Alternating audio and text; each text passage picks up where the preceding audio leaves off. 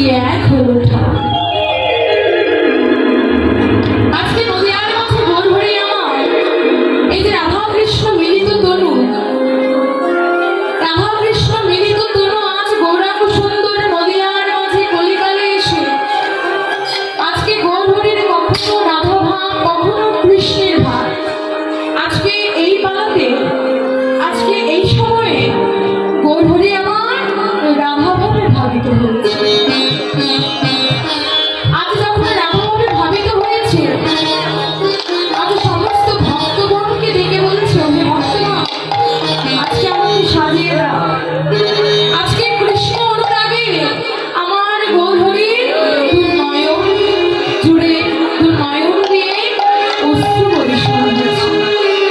আর যখন অশ্রু বর্ষণ হচ্ছে, তার সঙ্গ সকলে আর বুঝতে বাকি থাকলো না যে আজ গৌরহরি আমার রাধা ভাবে সেই গৌরহরি এই কলিকালে নদিয়ার মাঝে এসে আমাদের একটি অমূল্য ধন দিলেন। কি ধন? না হরি নাম রূপ ধন। শাস্ত্রে বললেন যে কৃষ্ণ কৃষ্ণ যদি ফিরে কভু ভক্তি মুক্তি দিয়া তথাপি প্রেম ধন না দেন রাখিল লুকায়। আজকে গোবিন্দ জগতের জীবকে বলছে, ওই জগতের জীব তোমরা আমার কাছে যাই যাও না কেন, ধন চাও, ঐশ্বর্য চাও, আমি তোমাদের তোমরা যতটুকু চাবে তার থেকে আমি দ্বিগুণ তোমাদের দিয়ে দেব। বাবা, কেউ যদি মনে করে গোবিন্দ আমি সারাটা জন্ম ধরে তোমার নামামৃত সুধায় নিজেকে ভাসিয়ে দেব, তুমি কৃপা করে আমাকে শুধু মোক্ষ লাভ করে দাও, আমাকে চির মুক্তি লাভ করিয়ে দাও। আজকে গোবিন্দ মৃদু হেসে বলছে, ওরে জি, তোরা এটাও চাস?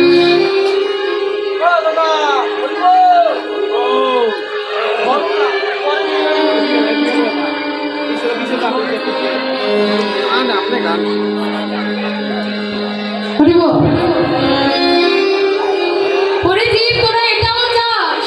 আচ্ছা তথাস্তু, আমি তোদের তাও দিয়ে দেব। কিন্তু বাবা, কেউ যদি কৃপা করে গোবিন্দকে করজোড় করে বলে, হে গোবিন্দ, আমার ধন চাই না, আমার ঐশ্বর্য চাই না, আমার টাকা চাই না, পয়সা চাই না, ব্যাংক ব্যালেন্স চাই না, গোবিন্দ আমার মোক্ষ লাভও চাই না, আমি সারাটা জন্ম তোমার নাম করব, তোমার নামামৃত সুধা আস্বাদন করব। গোবিন্দ কৃপা করে তোমার ওই প্রেম ধনটুকু আমায় দেবে। গোবিন্দ বললে যে না, এই প্রেম ধন আমি তোমাদের দিতে পারবো না। ওরে জি, তোমরা আমার কাছে যাই চাও না কেন আমি তোমাদের দিয়ে দেব, কিন্তু এই প্রেম ধনটুকু আমি একান্তই আমার নিজের করে রেখেছি। কেন রেখেছি? কেন না, এই প্রেম ধনটুকু রেখেছি আমার প্রিয় মানুষদের জন্য। বাবা, আমাদের পছন্দের জিনিস, আমাদের প্রিয় জিনিস শুধু আমরা প্রিয় মানুষকেই দিই। কি বাবা, দেই না? যাকে তাকে দিয়ে দিতে পারি? পারি না। আমাদের প্রিয় বস্তুটি, মূল্যবান বস্তুটি শুধু আমাদের প্রিয় মানুষের হাতেই আমরা দিতে পছন্দ করি। আজকে গোবিন্দ বললেন যে সেই প্রেম ধনটুকু আমার একান্ত নিজের, আমার একান্ত নিজের সম্পদ। এটা শুধু আমার প্রিয় মানুষদের জন্যই আমি গচ্ছিত রেখেছি। আর সেই প্রিয় মানুষ কারা? আর সেই ব্রজগোপীরা। সেই ব্রজগোপীদের মতো ভাব, ব্রজগোপীদের মতো ভালোবাসা বাবা আমরা কি ভালোবাসতে পেরেছি কখনো গোবিন্দকে? শুধু আমরা কেন, জনম জনম ধরে কেউ কখনো ব্রজগোপীদের প্রেমের সাথে তাদের প্রেমের কোনো তুলনা হয় না। আজকে সেই গোবিন্দ কি করলেন দেখুন। এই কলিকালে ভগবান জানতেন যে এই কলির পাপাচারী, দুরাচারী, ব্যভিচারী, আত্মভাবে কলির যে আর যাই করুক কখনো ধর্মামুখী হবে না। চারিদিকে অন্যায় অত্যাচারী পরিলক্ষিত হয়ে যাবে, ভরে যাবে। এই কলির জীব কখনো এই যে বছর ধরে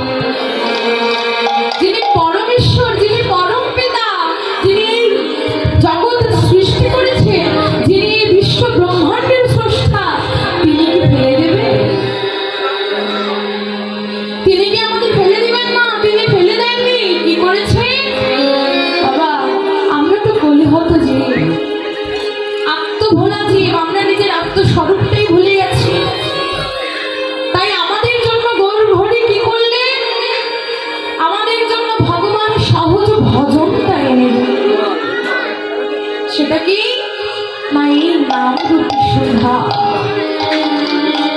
এই সহজটা আমাদের কলির জীবের জন্য নিয়ে এসে কলির জীবকে বলছে, ওরে কলির জীব, হরির নাম হরির নাম হরির নামই তো কেবলাম, কলম নাস্তিব্য নাস্তিব্য নাস্তিব্য গতিরন্নথা।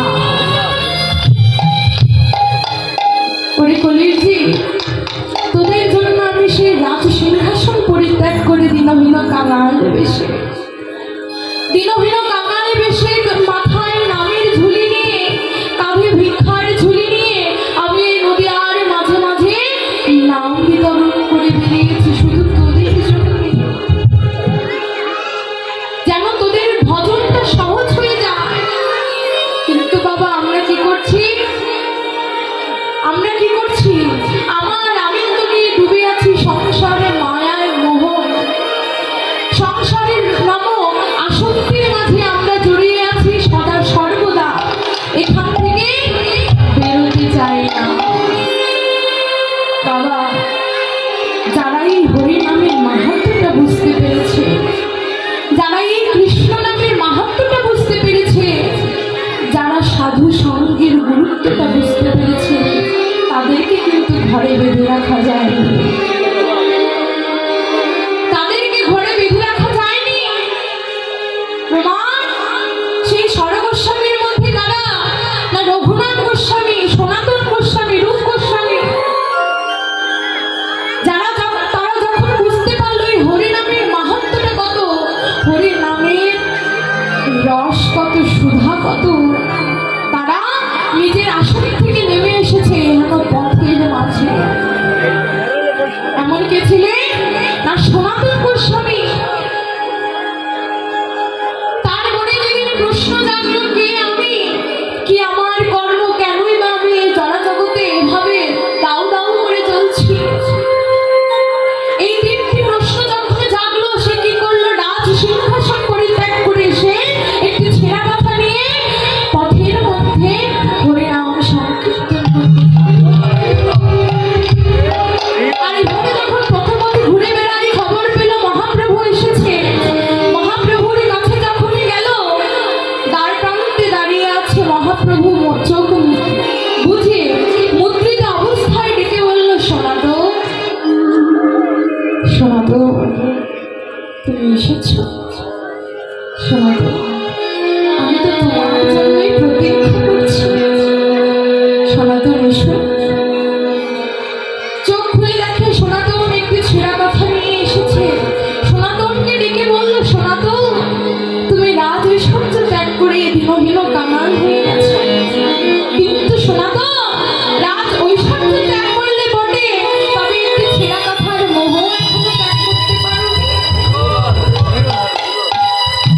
সনাতন যদি হরিনামের ভালাইকে থেকে ভাসিয়ে দিতে চাও, যদি হরিনামের মাহাত্ম্যটা বুঝতে চাও, ছুড়ে ফেলো সকল মায়া, ছুড়ে ফেলো সকল মোহ, ছুড়ে ফেলো সকল আসক্তি। সেদিন থেকে সনাতন সেই ছেঁড়া কথাটাকে ফেলে দিয়ে আছাড় খেয়ে গোবিন্দের, আছাড় খেয়ে গৌরহরির শ্রী চরণে পড়ে গোদ বলছে, গৌরহরি গৌরহরি তোমার ওই শ্রীপাদ চরণে একটু জায়গা দেবে,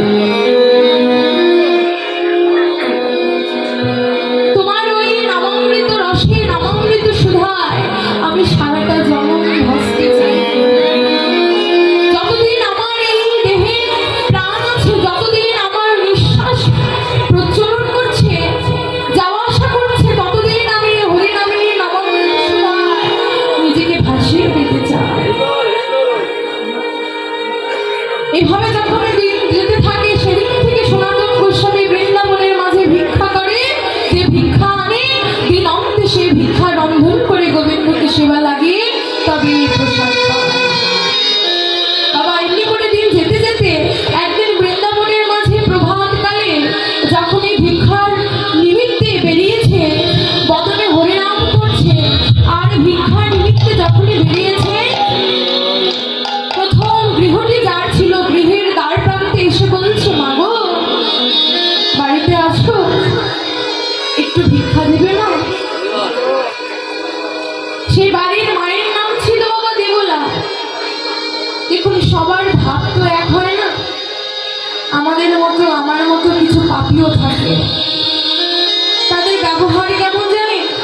এই যে সেই দেবলা নামক মাটি, এই যে ঘর যে মোছে মা, তাকে কি বলে?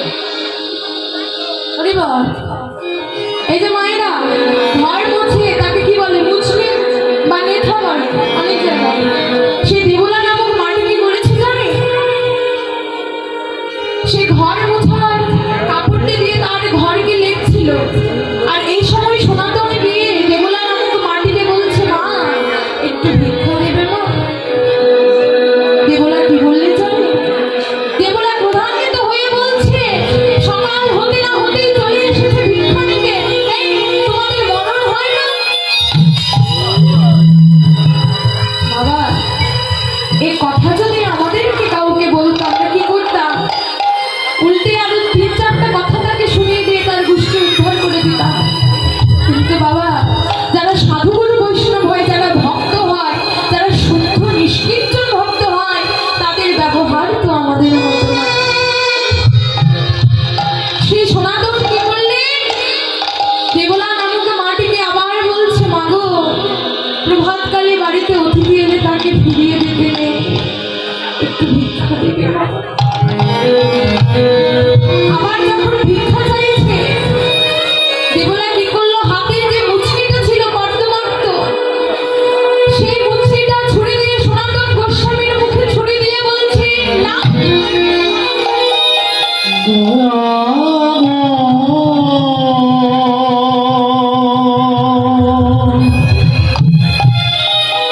যখন সনাতন গোস্বামীর কাছে ছুড়ে দিয়েছে সেই মুচকিটা, আমার সনাতন গোস্বামী কি করেছে জানেন বাবা? সে কাপড়টিকে হাতে নিয়ে দেবলার সেই মাটিকে বলছে, মাগো ও মা, তোর এত দয়া মা,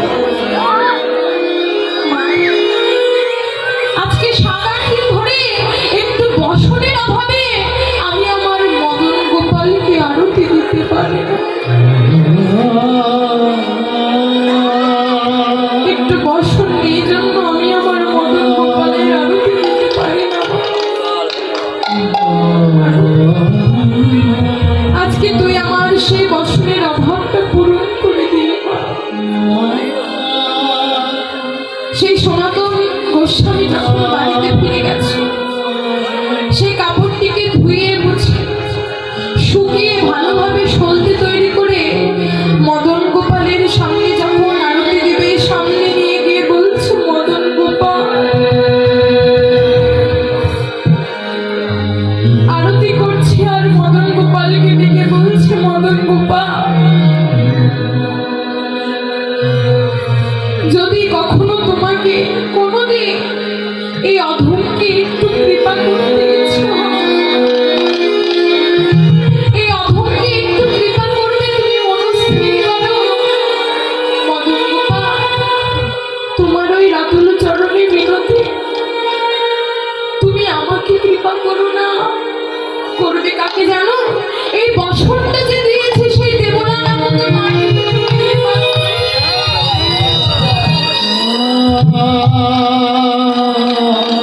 এভাবে আরতি দিয়ে যখন পরের দিন আবার বৃন্দাবনের পথে যাচ্ছে বদনে হরি বলল বলে, সেদিন হয়তো কি কৃষ্ণ কৃপা দেবলার মনে জাগ্রত হয়ে ছুটে গিয়ে সনাতন গোস্বামীর চরণে আছাড়ে খেয়ে পড়ে বলছে, বাবা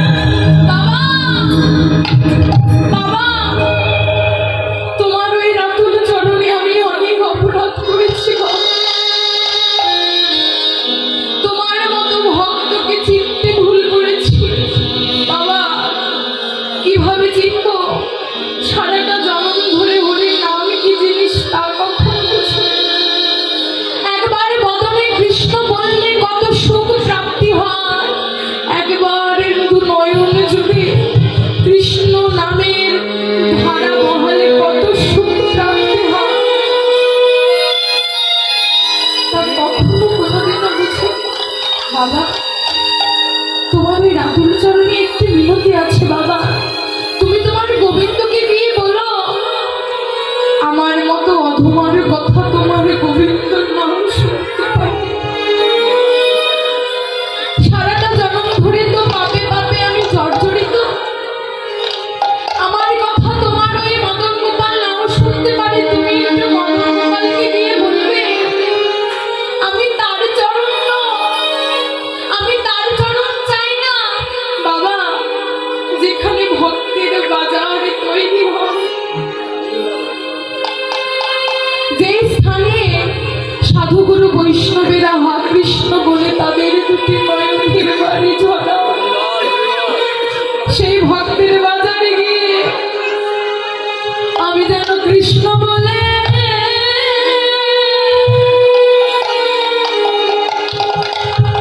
কাঁদিতে কাঁদিতে পারি।